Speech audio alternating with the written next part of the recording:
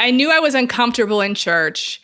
I stopped going every week, but I would have people knocking on my door in the evenings saying, Where "Oh, are we didn't see you? you. We didn't see you at church. Where have you been? What's going And do on?" you think that that would be like one of those differences from I'm going to put into words, a normal church, right? Not a high control religious sect, as you labeled it earlier, where if someone's showing up, they're genuinely concerned, perhaps, versus someone showing up because they're fearful you're going to defect. Yeah. Oh, it was definitely the latter. Like I remember Correct. very specifically, there was one evening, I hadn't been to church in a while, and the elders quorum president, who was like the head of the men's group of the church, showed up on our doorstep unannounced.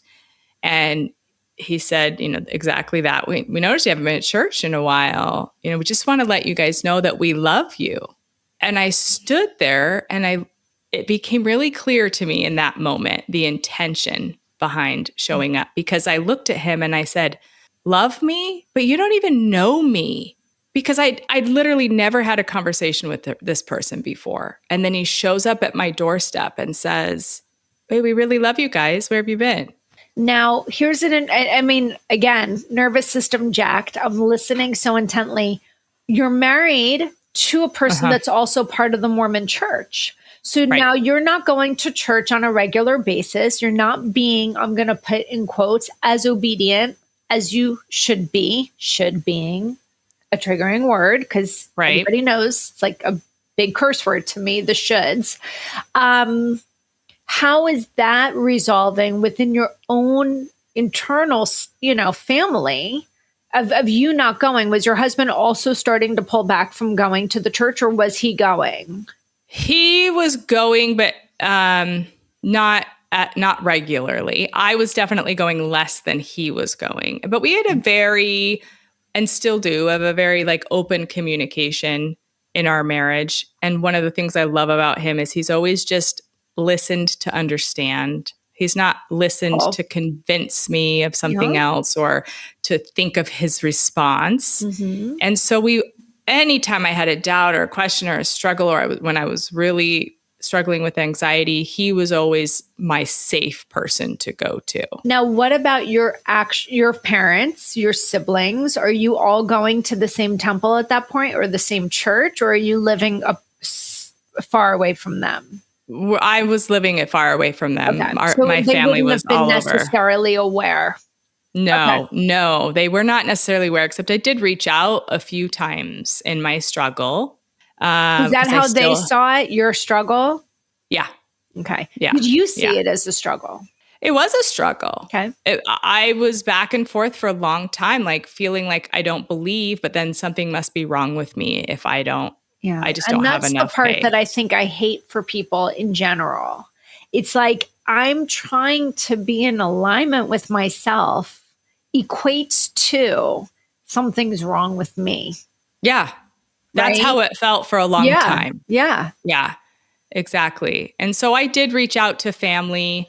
I would have conversations about things that I didn't agree with. And I was never satisfied with the response, like the coffee discussion or the polygamy discussion or whatever it was. It was always just, you don't have to understand how the Lord works. You just have to follow it. Yeah. And so I did stop reaching out after a while because I was never satisfied with the answers. But the big catalyst for me was we moved overseas. And so my husband and I were both teachers, because being a teacher for a woman is the most benign job you can have as a Mormon mom. As I was told, I should have been a stay-at-home mom, but I desperately needed a career. So you were already breaking out of the mold. I broke out of the mold, but not so far as to be, still child rearing in a way. Exactly. So we were both teachers, and we found out about the world of international schools. And so we moved overseas with our 3 kids when they were ages 7, 9, and 11. And what that did for me was 2 things. I could zoom out and have that physical separation from it. Because we moved to Kazakhstan. Like nobody in Kazakhstan knows what Mormon is. So we could really have some breathing The mission room. didn't work there, I guess. It did, but it was really small. And yeah. so there was a church that we did attend a few times, but it was very easy to just disappear. Yeah. And so that physical separation gave my brain some processing time because I was no longer stuck in the daily minutia of it and constantly with, the other members and looking of the over your church. back. Is this another person just going to show up at my doorstep because I'm trying to figure out who I am and what I want? Exactly. Yeah. So I got that physical separation and I could start to really zoom out and start to analyze some of the things I was being taught and some of the feelings that I was having. And then the other thing that did for me was now I'm exposed to so many people in the outside world, right? I've got friends from every different country, every different culture and religion, and I'm traveling to these amazing places like a Hindu temple or a Catholic cathedral or a Muslim mosque or a Zoroastrian fire temple. And I had like cognitive dissonance. It was like, wait a second. These people here, these followers of these religions they're really happy and they're really content and they seem very convicted to their faith. But I was always told that Mormons were the happiest and we were the most faithful. But they seem happier than I ever was in the church. Here's the other question going through my mind. When you're raised in this high controlled situation and you're programmed, I mean, this is where the cult words come in, right? Because we know people that are in cults are programmed in their belief system. Now it's like you're going outside and maybe this happened or it didn't happen, but you're going outside of this structure and maybe people have never even heard of Mormonism where you are. And you're like, well, I mean, but we are the superior religion. And they're like, well, I don't even know what that religion is. And then you're like, I can't imagine it would be like a complete like short circuit, because how do you also then rectify that internally? Yeah. I remember thinking very clearly, because like I said before, every member a missionary, right? Like, yeah, correct. Really Mormons think that their job is to convert every single person on the planet to Mormonism. And I remember very clearly thinking, how arrogant of me to go to these people who are happy and content and tell them that they're wrong. Right. And that I'm right. And that they have to believe the way that I've been taught to believe. I remember feeling like that was the most arrogant thing I could have done.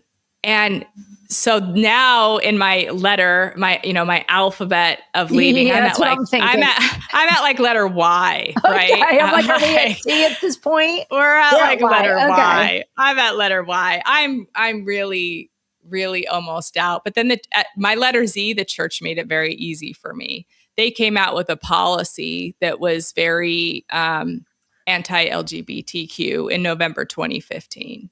And I remember reading it, and because of everything else I had been through in my alphabet, my slow erosion of leaving and already seeing things objectively, I remember reading it and having a visceral reaction to it. Like Did it surprise you though? Yeah. Because I mean, it did. From the outside, as a non-Mormon person, I see the church as a very conservative POV kind of place. So it would be my expectation that would not be something that they would embrace. It was something that was so extreme to me. It was actually a policy that removed church blessings from children of gay parents. So that's why it surprised me, because the children didn't have to be gay. They just had to be living in a same-sex household. And then the children were basically weren't allowed to be members of the church. They couldn't receive the blessings of the church. They had to they had to wait till they were age 18 and denounced their parents